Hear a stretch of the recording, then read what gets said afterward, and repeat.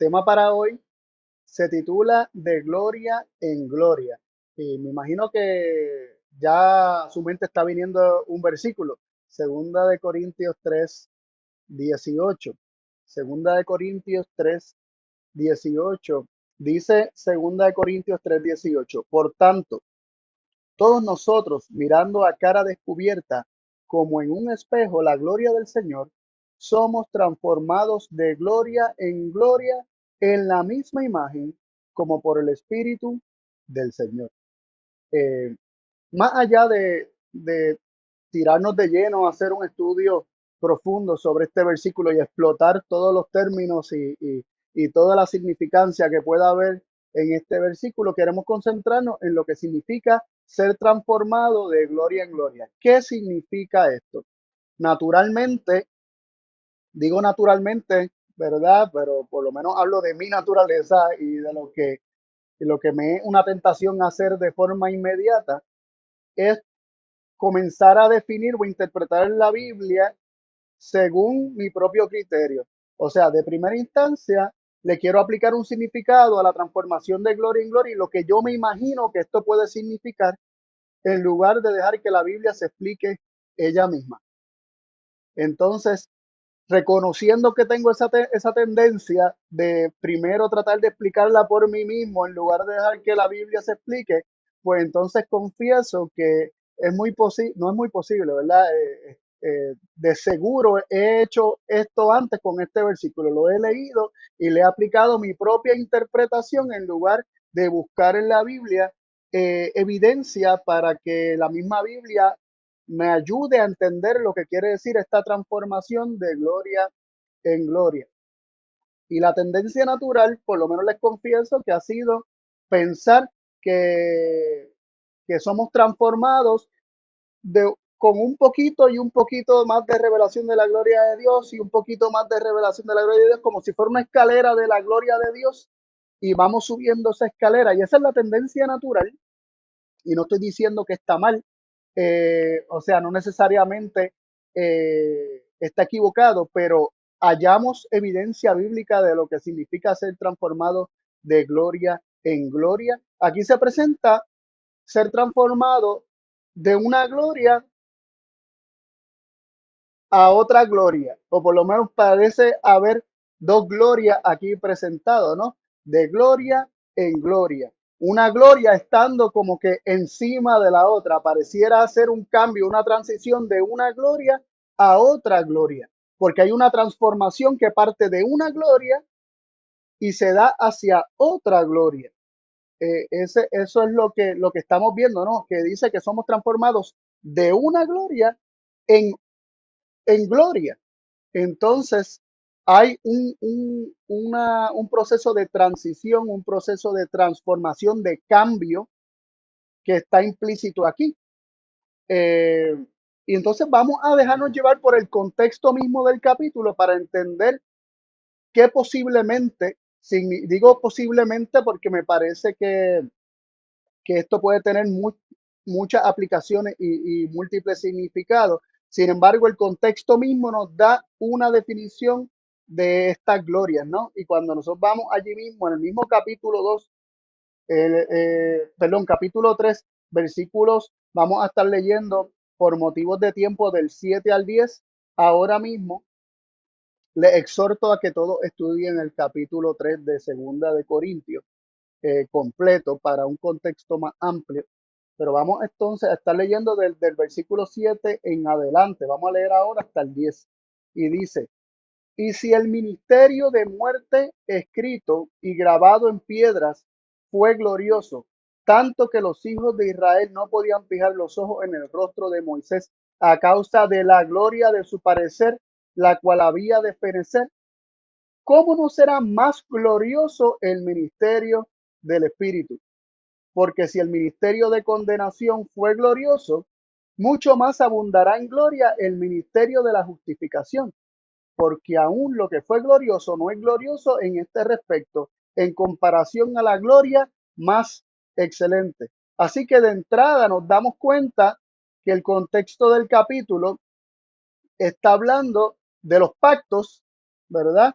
Está hablando del viejo pacto y del nuevo pacto, está hablando del ministerio de muerte, el ministerio del espíritu, el ministerio de muerte refiriéndose al viejo pacto, el ministerio del espíritu refiriéndose al nuevo pacto. Al viejo pacto, que es el ministerio de muerte, se le llama glorioso; al ministerio del espíritu, que es el nuevo pacto, se le llama más glorioso.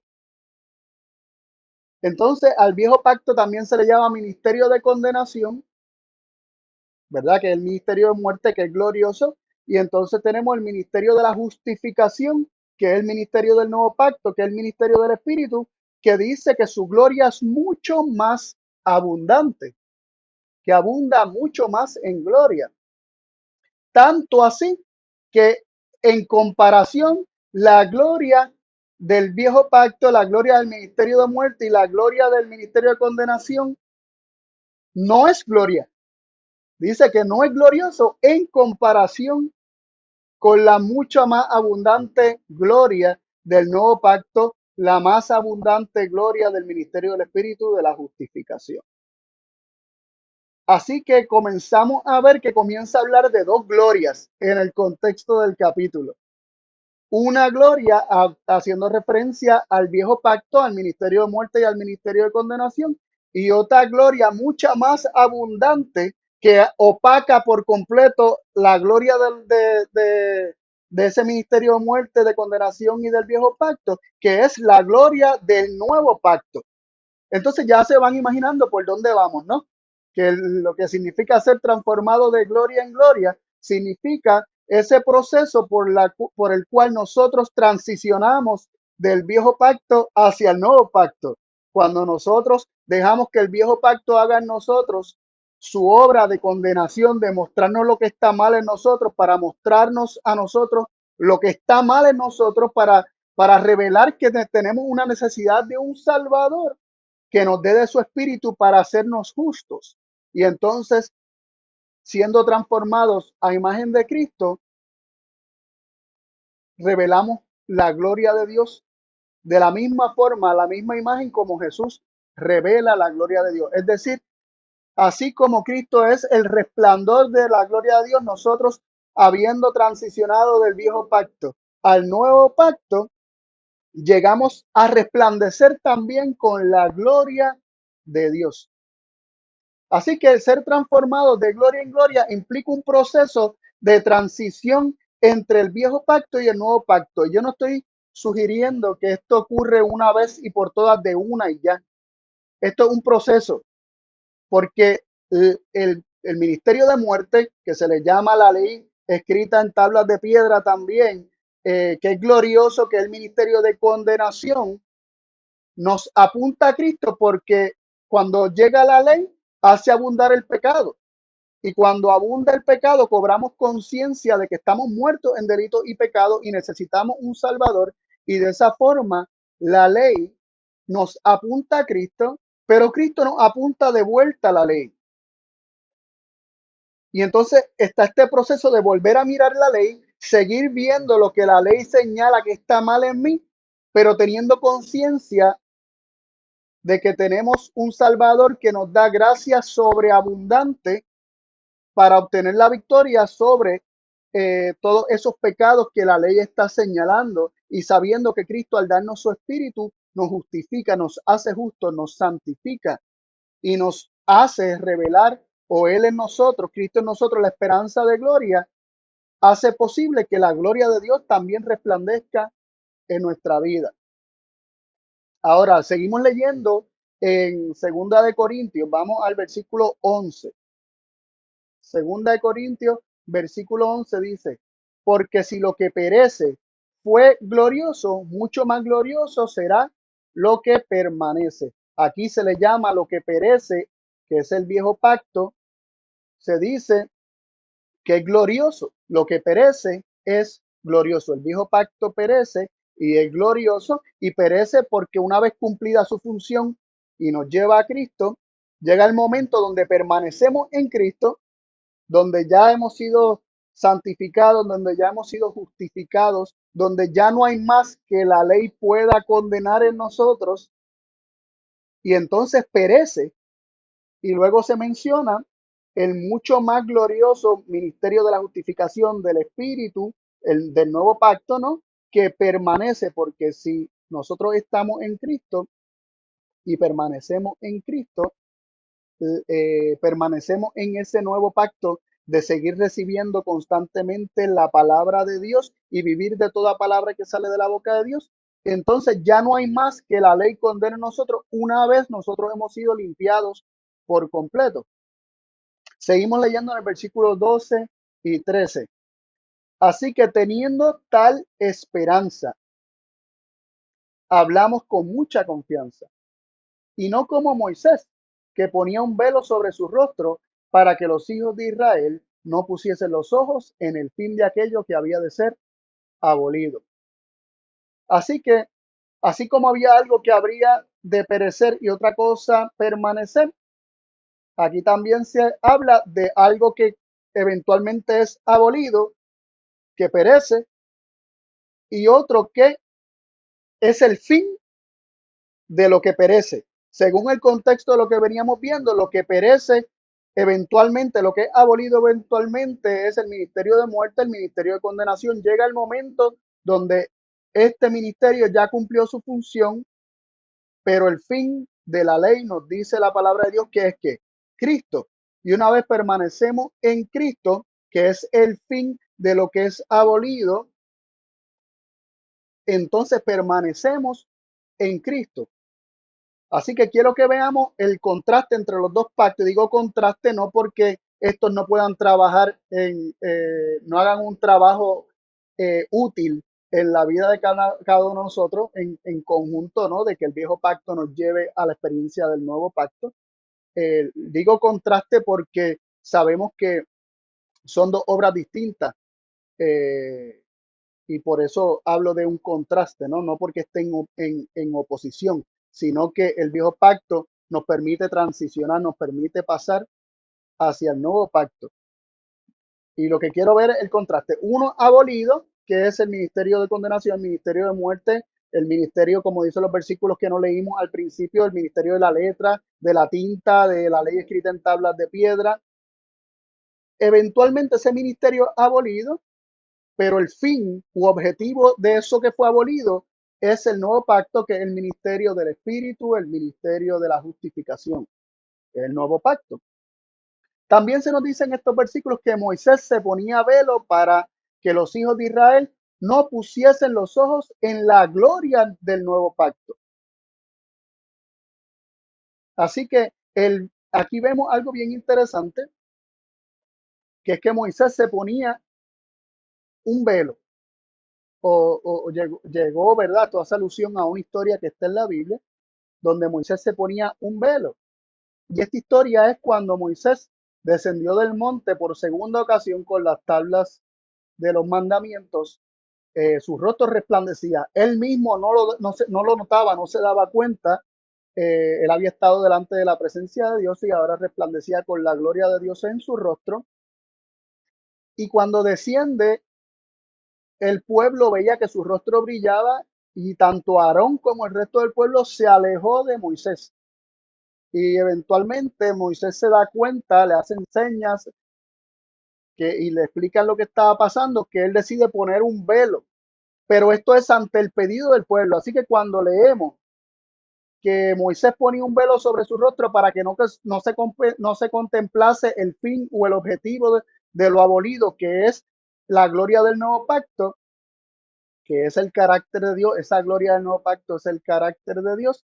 No era que Moisés no quería que lo contemplaran, era que ante los pedidos del pueblo, Moisés condesciende y cubre su rostro para que el pueblo no se siga alejando y no permanezca distante, sino que estén hasta una distancia razonable y puedan de alguna manera escuchar las palabras. Así que esto se hace no porque Moisés quiera esconder una gloria o porque Dios quiera esconder su gloria, es porque el pueblo no quiere contemplarla directamente. Y esto es importante tenerlo en cuenta. Ahora quisiera que leyéramos ahí en 2 Corintios los versículos del 14 al 16. Dice así: sin embargo, sus mentes fueron endurecidas, pues hasta el día de hoy, cuando leen el antiguo pacto, el mismo velo sigue puesto, porque solo en Cristo es quitado. Aún hasta el día de hoy, cada vez que leen a Moisés, el velo está puesto sobre el corazón de ellos, pero cuando se conviertan al Señor, el velo será quitado. ¿Y qué vemos aquí? Quiero que notemos que se habla del pueblo que no quería contemplar el rostro de Moisés y te habla de la condición por la cual ellos no querían contemplarla. Dice que sus mentes fueron ¿qué? Endurecidas. Sus mentes fueron endurecidas y luego, para explicar qué significa esto de las mentes endurecidas, o más bien para explicar el velo, dice el mismo velo sigue puesto, y en el versículo 15 nos dice que el velo está puesto sobre el corazón de ellos. Así que el velo en el rostro de Moisés no representaba un velo que Dios tiene puesto, ¿verdad? Moisés siendo un tipo de Cristo como mediador del pacto. Esto representa que realmente el velo está en el corazón del pueblo. Pero es interesante que nosotros hemos juzgado a Dios como Dios escondiéndose, como Dios poniéndonos las cosas difíciles, como que hay que buscarlo hasta encontrarlo de forma difícil, como si Él se estuviera escondiendo detrás de un velo, cuando el velo realmente está puesto en nuestro corazón y Dios en su condescendencia cubre su rostro ante nuestro pedido para que nosotros no nos vayamos demasiado lejos de Él. Y esto es bien interesante. Ahora veamos cómo se define el velo puesto sobre el corazón. Cuando nosotros leemos el versículo 14 y 15 nos damos cuenta que el velo puesto sobre el corazón es descrito como las mentes endurecidas o un corazón endurecido. El velo representa la dureza de corazón. Y la Biblia define dureza de corazón como un proceso por el cual el hombre no quiere oír la palabra de Dios. El hombre no quiere recibir la palabra de Dios. Y precisamente el velo es un símbolo del viejo pacto desde el punto de vista, o sea, partiendo de que el viejo pacto se establece a raíz de que el pueblo no quiso escuchar la voz de Dios y luego promete hacer por ellos mismos lo que Dios dijo que haría por ellos. Pero el pueblo no quiere ni escuchar la voz de Dios ni atesorarla en su corazón. Su corazón está endurecido, su mente endurecida. Ese es el velo, la dureza de corazón. No sé si les parece bien, pero dice, sus mentes fueron endurecidas, el mismo velo sigue puesto y luego dice, cuando leen a Moisés, el velo está puesto sobre su corazón. Así que el velo puesto sobre el corazón es tener la mente endurecida. El velo que impedía que ellos vieran la gloria de Dios realmente era la dureza de corazón y la mente endurecida. Ahora, aquí se nos explica que cuando se lee el antiguo pacto o el antiguo testamento o a Moisés, vemos que se equipara a leer el antiguo pacto o leer a Moisés, dice que el velo está puesto. ¿Y qué significa esto? Que cuando leemos naturalmente el antiguo pacto o el antiguo testamento o leemos a Moisés, naturalmente nosotros lo leemos con un corazón endurecido. Y únicamente en Cristo, esa dureza de corazón, ese velo es quitado. Porque aquí yo quiero que vayamos viendo algo y lo visualicemos de esta forma. Hay dos ministerios, dos pactos, dos glorias y hay un velo de por medio. Hay un velo de por medio que muchas veces no nos permite pasar de la gloria de uno a la gloria del otro. Y para que podamos pasar de la gloria de uno a la gloria del otro, el velo tiene que ser quitado. Y vayamos a ver cómo esto se enseña en la Biblia. Vayamos a Éxodo, capítulo 26, versículo 33. Éxodo 26, versículo 33. Y dice así: y pondrás el velo debajo de los corchetes y meterás allí del velo adentro el arca del testimonio. Y aquel velo os hará separación entre el lugar santo y el lugar santísimo. Hay un lugar que es santo y hay uno que es más santo. Hay una gloria y hay una más excelente gloria. Entonces el velo está entre medio del lugar santo y el lugar santísimo. El velo hace separación, pero una separación que ¿quién puso? El hombre. Cuando Dios habló sus palabras, el pueblo se puso de lejos, no quiso escuchar, le pidió a Moisés que no escuchara más la voz de Dios. No hable más Dios con nosotros. Cuando Moisés desciende y la misma gloria que se reveló cuando Dios habló los 10 mandamientos resplandece en el rostro de Moisés, ¿qué hace el pueblo también? No queremos ver eso. Tápate, cúbrelo. Entonces, este velo no es una separación que Dios quiere hacer, es una acción de Dios para que el pueblo, en verdad, en respuesta a lo que el pueblo está pidiendo, para que el pueblo, de alguna manera, en algún momento pueda pasar de una gloria a otra gloria, del lugar santo al lugar santísimo. ¿Y qué era lo que estaba en el lugar santísimo? Vamos al capítulo 30, ahí se menciona, ¿verdad?, que estaba el arca del testimonio. Pero vamos a ver qué nos dice Éxodo 30, versículo 6. Vamos al versículo 6. Miren qué interesante lo que nos dice. Y lo pondrás delante del velo que está junto al arca del testimonio, delante de la cubierta que está sobre el testimonio, donde yo te testificaré de mí. ¿Qué es lo que ocurre en el lugar santísimo, donde está el arca del testimonio? Dios testifica de sí mismo. Dios revela su carácter. Dios testifica, da un testimonio de sí mismo. En el lugar santísimo se encuentra la más excelente gloria, la manifestación, la revelación clara del carácter de Dios, más clara que en cualquier otro lugar. Por eso es que el lugar más santo o el lugar santísimo, porque es el lugar desde donde Dios testifica de sí mismo, es decir, revela su gloria, revela su carácter. Pero el hecho de que haya un velo que divida estos dos lugares nos deja saber que en nuestro corazón hay una dureza que no nos permite escuchar o que no quiere recibir ese testimonio que Dios da de sí mismo. Esa más excelente gloria que Dios quiere revelar acerca de sí mismo. Ahora, esto era solamente los judíos hace, qué sé yo, 3500 años atrás. ¿O esto se aplica a toda persona de toda nación, tribu, lengua y pueblo? Esta condición de que hay un velo, una dureza de corazón que no quiere recibir el testimonio que Dios da de sí mismo, que se encuentra en el lugar santísimo y que es una gloria mucho más excelente. Vamos a ver qué nos dice Isaías 25, 7. Isaías 25, 7. Nos dice así la palabra de Dios. Entonces sobre este monte destruirá la cubierta con que están cubiertos todos los pueblos y el velo que está puesto sobre todas las naciones.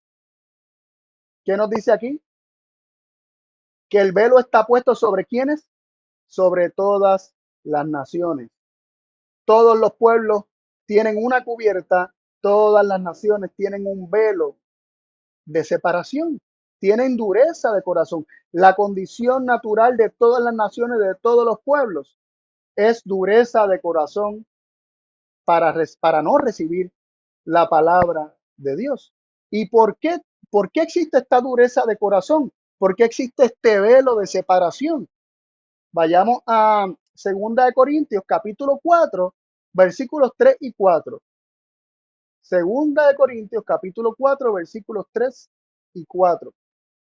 Nos dice así: que si nuestro evangelio está aún encubierto, entre los que se pierden están encubiertos, en los cuales el Dios de este siglo, que es Satanás, cegó los entendimientos de los incrédulos para que no les resplandezca la lumbre del evangelio de la gloria de Cristo, el cual es la imagen de Dios.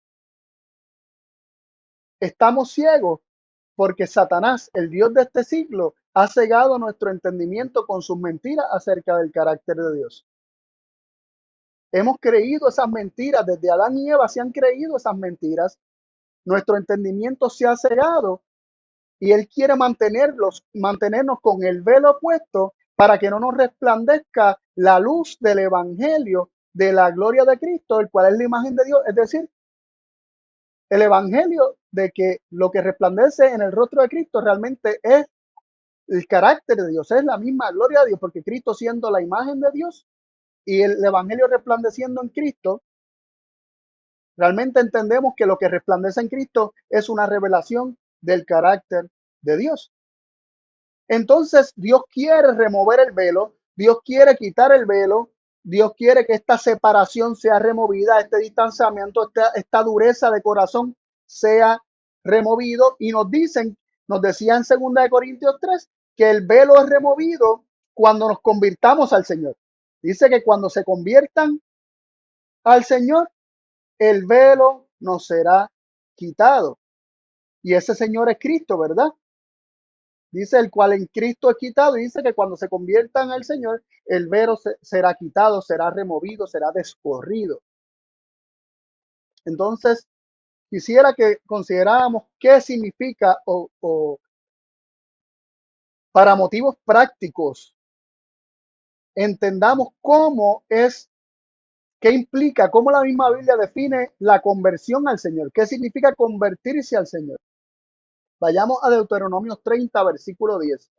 Deuteronomio 30, versículo 10. Nos dice así: cuando oyeres la voz del Señor tu Dios para guardar sus mandamientos y sus estatutos escritos en este libro de la ley, cuando te convirtieres al Señor tu Dios con todo tu corazón y con toda tu alma. ¿Cómo es definida la conversión al Señor de todo corazón y con toda nuestra alma? Cuando oímos con el propósito de guardar, de atesorar todos los mandamientos y estatutos que se encuentran en la ley de Dios. Así que la conversión es descrita como, como ese momento, como ese cambio que se da en nosotros cuando ahora sí queremos oír, cuando ahora sí queremos guardar, cuando queremos oír para guardar. Primero se oye, luego se guarda, se atesora lo oído. Así que Dios quiere hacer un cambio en nosotros. Dios quiere quitar la dureza de corazón que nos hizo decir, no hables más con nosotros, no queremos escucharte, pero que se nos dé una lista de lo que tenemos que hacer y nosotros lo haremos.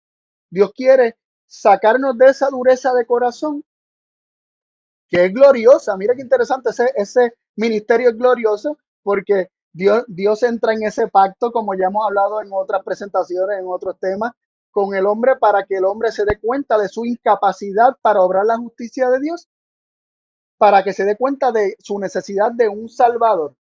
Pero una vez eso ocurre, Dios quiere no que nos quedemos estancados en esa condenación y en ese esfuerzo, digamos que es una fatiga, es extenuante el seguir tratando por nuestras propias fuerzas, tratar de alcanzar la norma y la justicia de Dios y no poder. Dios quiere sacarnos de esa insatisfacción y de ese mal sabor que nos deja siempre el intentar con nuestras propias fuerzas y no poder, y nos quiere dar su justicia para que esta justicia se pueda manifestar en nuestras vidas y podamos vivir vidas que le glorifiquen y vidas que, que sean conformes a su carácter y que sean también beneficiosas para nosotros porque es para nuestro propio bien. Así que esa conversión es descrita como oír para guardar. Así que cuando nos convirtamos al Señor, es decir, cuando realmente oímos para guardar, entonces el velo será quitado, será removido, no habrá más separación y podremos pasar hacia el lugar santísimo, entraremos con Cristo en el lugar santísimo.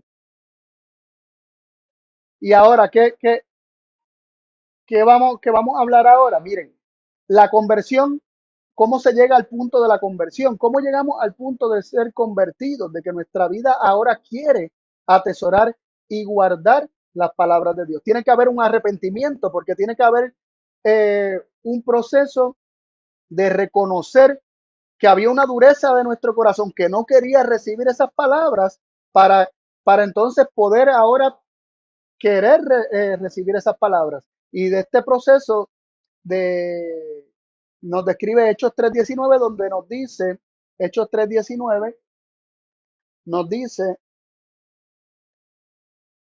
así que arrepentíos y convertíos para que sean borrados vuestros pecados, que los tiempos del refrigerio de la presencia del Señor son venidos. Así que dice arrepentíos y qué, y convertíos. Vemos que el arrepentimiento precede la conversión, y el arrepentimiento es un cambio de mentalidad. El arrepentimiento implica un reconocimiento de haber estado mal y ahora desear lo mejor. Así que primero tiene que haber una conciencia de arrepentimiento, o sea, una conciencia de lo que está mal, de lo que hicimos mal, de en qué fallamos, para entonces poder apreciar lo que se despreció inicialmente, ¿no? En el caso de lo que significa recibir la palabra de Dios y guardarla en el corazón, escucharla, oírla y atesorarla. Arrepentirse implica reconocer que hemos desechado esa palabra, que hemos endurecido el corazón, que hemos sido testarudos, que hemos sido autosuficientes y que necesitamos la palabra de Dios y que por nosotros mismos no podemos vivir vidas justas y piadosas. Ahora, ¿qué nos guía al arrepentimiento? Y esto lo conocemos. Y estamos viendo aquí una mecánica, ¿no? Estamos viendo que hay que transicionar del viejo pacto al nuevo pacto. Hay que pasar de la gloria del viejo pacto a la gloria del nuevo pacto, pero hay un velo de por medio. Y el velo de por medio, que es la dureza del corazón, es quitada con la conversión. Y nos convertimos cuando primero nos arrepentimos y reconocemos nuestra condición, pero somos solamente arrepentidos o llevados al arrepentimiento cuando ¿qué? Romanos 2:4. Romanos 2:4 nos dice, o menospreciáis las riquezas de su bondad y paciencia y longanimidad, ignorando que su bondad te guía al arrepentimiento. Así que es la revelación de la bondad de Dios lo que nos guía al arrepentimiento. Es la gloria de Dios, que es su bondad, lo que nos guía al arrepentimiento. Cuando Dios revela su gloria, su carácter, su bondad, somos guiados al arrepentimiento, nos damos cuenta de lo que hemos hecho, nos damos cuenta que hemos estado mal, nos damos cuenta que Él ha sido amor siempre y nosotros hemos siempre sido autosuficientes y ya no queremos ser autosuficientes. Ahora queremos vivir de toda palabra que sale de la boca de Dios y nos convertimos en unas nuevas criaturas que ahora reciben y guardan, atesoran la palabra de Dios. Y de esa manera pasamos al nuevo pacto, pasamos a la gloria más excelente del nuevo pacto, donde entonces podemos contemplar a cara descubierta la gloria de Dios y ser transformados a la misma imagen por el Espíritu del Señor, de tal forma que así como Cristo es el resplandor de la gloria del Padre, nosotros también como hijos amados, nosotros también hechos a la imagen de Cristo, somos el resplandor de la gloria de Dios. Tremendo, tremendo.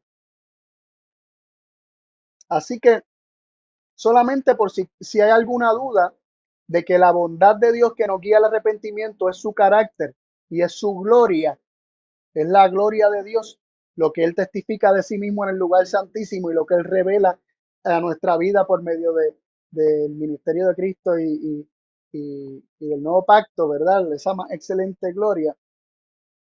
Eh, consideremos que que Moisés cuando le dijo a Dios, muéstrame tu gloria, Dios le respondió, yo haré pasar delante de ti toda mi bondad y declararé mi nombre. Está en Éxodo capítulo 33, versículos 18 y 19. Entonces, cuando esto se cumple, ve que dice ahí que yo haré pasar delante de ti todo mi bien, toda mi bondad, dice en otras versiones. Y cuando nosotros vamos al capítulo 34 y leemos el momento donde Dios realmente hizo pasar delante de Moisés toda su bondad, toda su gloria, versículos 5 y 6, ¿verdad? El versículo 6 específicamente dice, y pasando Jehová delante de él, proclamó en la nube y estuvo allí con él proclamando el nombre de Jehová. ¿Y cómo, en qué consistió esa proclamación del nombre, de esa bondad, de esa gloria que Moisés pidió ver? Una descripción de su carácter. Jehová, Jehová. Aquí dice fuerte, otras versiones dicen Dios misericordioso y piadoso. La palabra Elohim, de hecho, algunas versiones lo traducen como fuerte, otras versiones lo traducen como Dios. Jehová, Jehová, Dios, misericordioso y piadoso, tardo para la ira, grande en benignidad y verdad. Esa es la bondad de Dios, esa es su gloria, ese es su carácter. Y esta es la gloria que nos lleva al arrepentimiento. Esta es la manifestación de ese amor que nos lleva al arrepentimiento, y el arrepentimiento permite la conversión, y ahora podemos recibir entonces sus palabras porque el velo ha sido quitado. Pero hago entonces esta pregunta: ¿cómo entonces Dios revela esa gloria que el velo está cubriendo para que entonces esa gloria nos alcance a nosotros? ¿Cómo Dios revela su gloria a un pueblo que tiene un velo y que no quiere que ese velo sea quitado, para que entonces el velo sea quitado?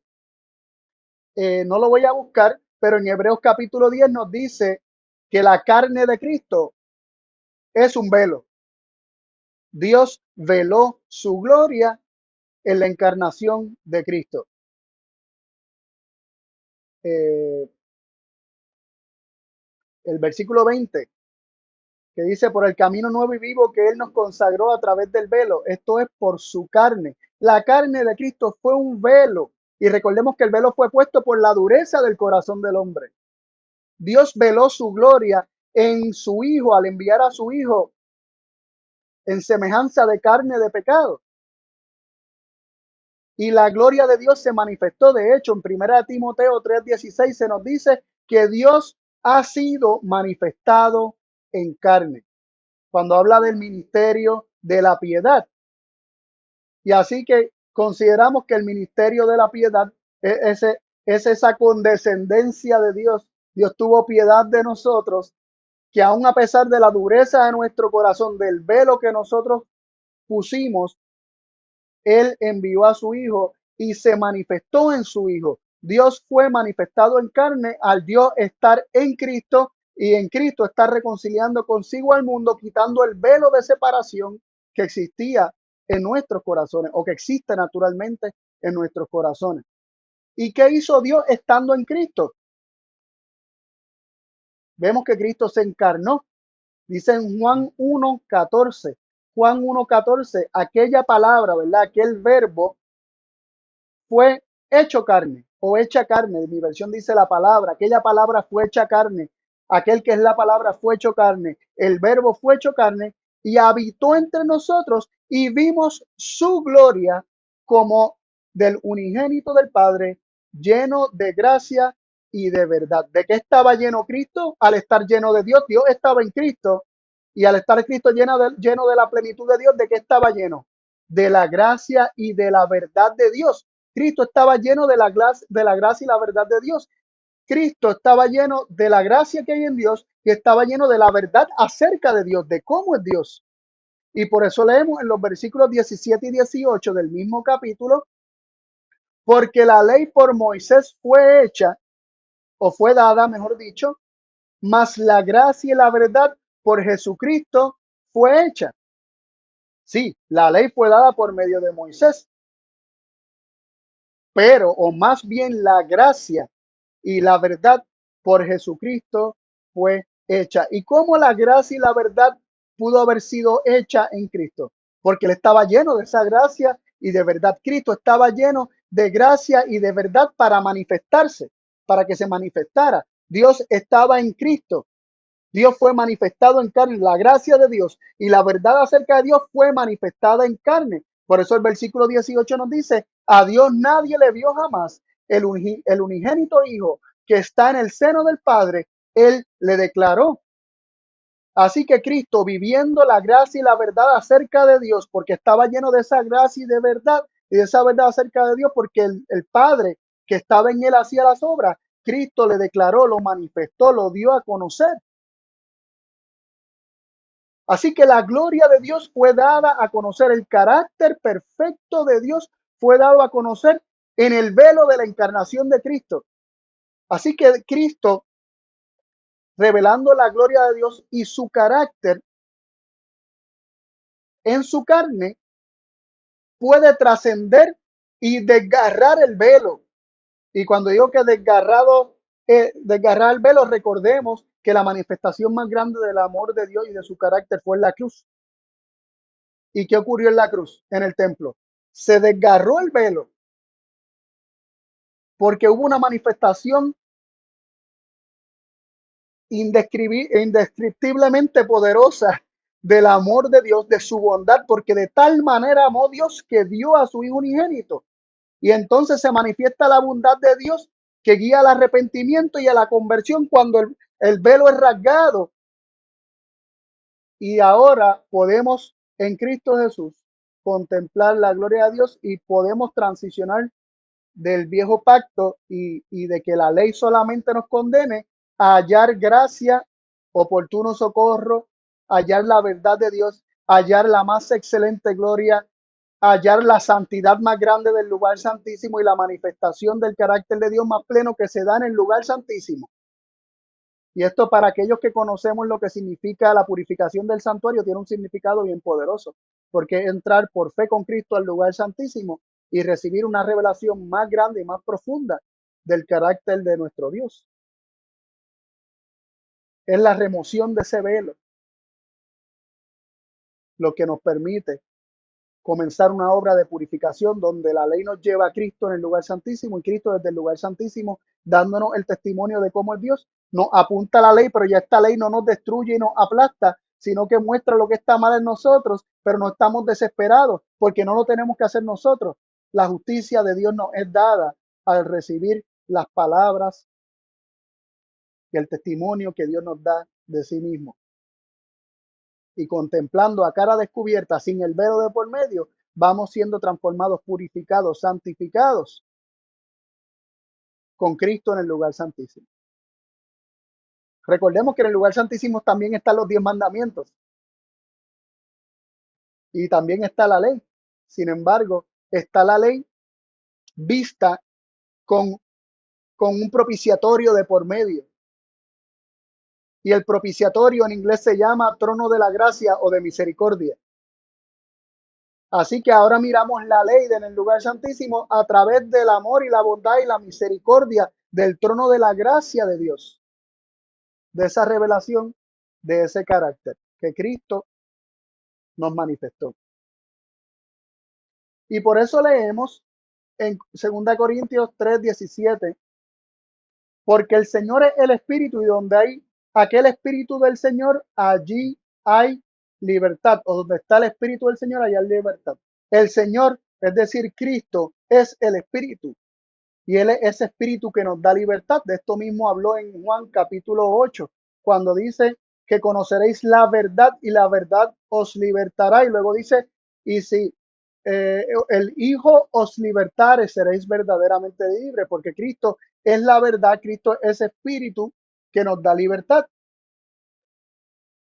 ¿Y de qué nos da libertad? Nos da libertad del velo, nos da libertad del estancamiento en salvación por obra y tratar de nosotros obrar por nosotros nuestra propia salvación. Nos hace libre de nuestra carne, nos hace libres de la dureza de corazón, nos hace libre de la rebeldía contra Dios, nos hace libres del pecado eventualmente porque nos permite recibir la justicia de Dios por la fe de Jesús, que es viviendo de toda palabra que sale de la boca de Dios.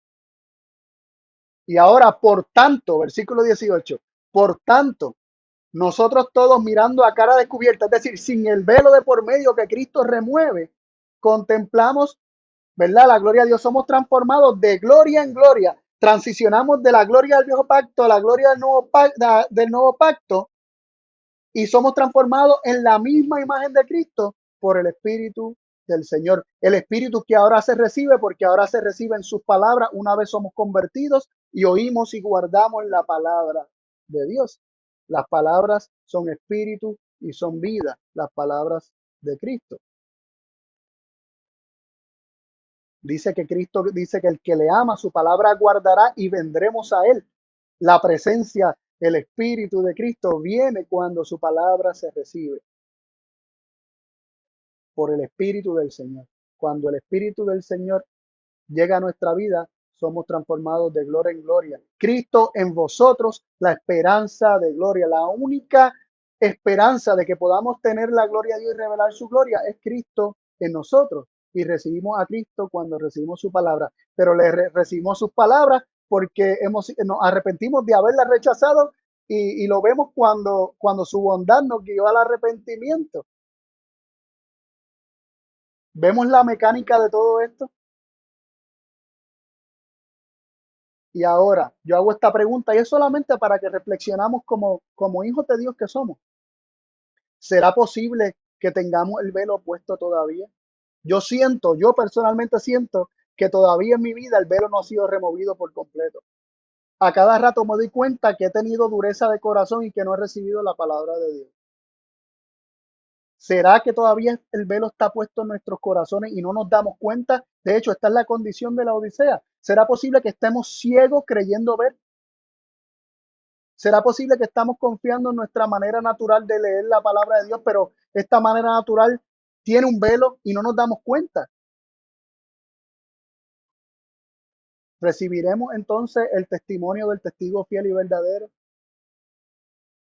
que nos dice, ya que tú dices, soy rico y me he enriquecido y no tengo ninguna necesidad, y no sabes que tú eres desgraciado, miserable, pobre, ciego y desnudo? Es decir, tienes un velo, no lo sabes.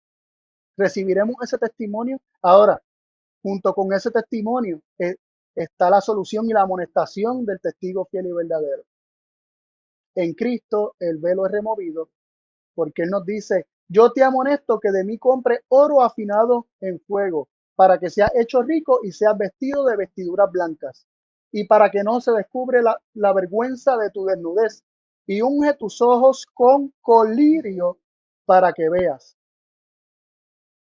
Cristo nos invita a ungir nuestros ojos con colirio. ¿De quién viene el colirio? Viene de Cristo. Yo te amonesto que de mí compres. El colirio se encuentra en Cristo. El colirio se encuentra en el enviado. En la agua de Siloé se encuentra el colirio. Recordemos en Juan capítulo 9, donde se nos presenta el ciego que Jesús escupió en la tierra y puso barro en sus ojos y luego lo mandó a lavarse, queriendo enseñarnos que el barro, que es un símbolo del ser humano, es y la carne, ¿no? Del ser humano, lo que es lo carnal del ser humano, es lo que nos tiene enceguecido y no nos permite ver espiritualmente, sino que todo lo vemos por medio de la carne. Pero no es sino hasta que nos lavamos con el agua del enviado de Siloé, esas aguas que corren mansamente, hasta que nos lavamos con las aguas del manso y humilde que es Cristo, no vamos a ver, vamos a permanecer en ceguera. El colirio que Cristo nos da es su vida, la revelación de Dios en Cristo Jesús. Aquel que Dios envió para que le conociéramos y conociéndole verdaderamente tengamos la vida eterna permaneciendo en Cristo, contemplando la gloria de Dios a cara descubierta en Cristo Jesús. Yo espero que haya sido claro, yo espero que le haya hecho sentido y yo espero que cada uno de nosotros reflexionemos sobre estas cosas porque esto no lo digo en forma de acusación para nadie, esto lo digo porque es mi experiencia. Me doy cuenta día tras día que soy miserable, desventurado, pobre, ciego y desnudo y que me doy cuenta que que leo naturalmente las escrituras en la carne. Y cuando leo a Moisés y cuando leo el Antiguo Testamento, por mí mismo, no veo la gloria de Dios. Estoy encerrado en un compartimiento detrás del velo y no puedo trascender, pero Cristo en su misericordia remueve el velo y nos permite entrar juntamente con Él al lugar santísimo para contemplar allí a cara descubierta la gloria de Dios. Que esto sea posible para cada uno de nosotros. Permitámosle a Dios hacer esta obra de gloria en cada una de nuestras vidas. Dios les bendiga.